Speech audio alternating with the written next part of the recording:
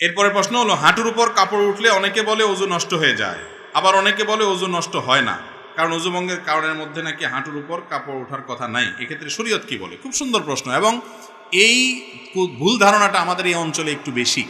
এই অঞ্চলে মানুষের মধ্যে দেখা যায় যে এই ধরনের ধারণা একটু বেশি।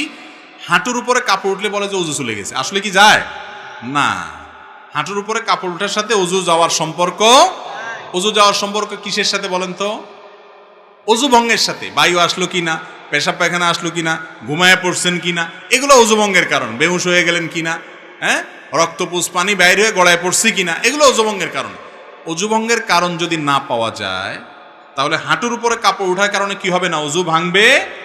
তবে যদি মানুষের সামনে, আরেকজনের সামনে হাঁটুর উপরে আপনার যার সতর যে আপনার দেখার জায়েজ নাই, ওযুখানা ওযু করতে গিয়ে এইভাবে হাঁটুর উপরে কাপড় উঠাইছেন অন্যের সামনে, ওযু না ভাঙলে কি হবে? ফরজ ভেঙে যাবে।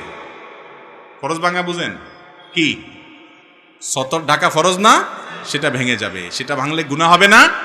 এই জন্য ওইটা বড় গুনাহ হবে। ওযু ভাঙলে তেমন কোনো বিপদ হতো না, ওযু ভাঙলে আবার ওযু করতেন, অসুবিধা কি? কিন্তু গুনাহ হয়ে যাবে অন্যের সামনে। এই জন্য যাতে অন্যের সামনে হাঁটুর উপরে রান টান এগুলো দেখা না যায়, এই জন্য ওইটাকে ঢেকে ঢুকে রাখবেন। কিন্তু যদি কোনো কারণে উঠে যায়, তাতে ওযু ভাঙবে না, ওযু থাকবে।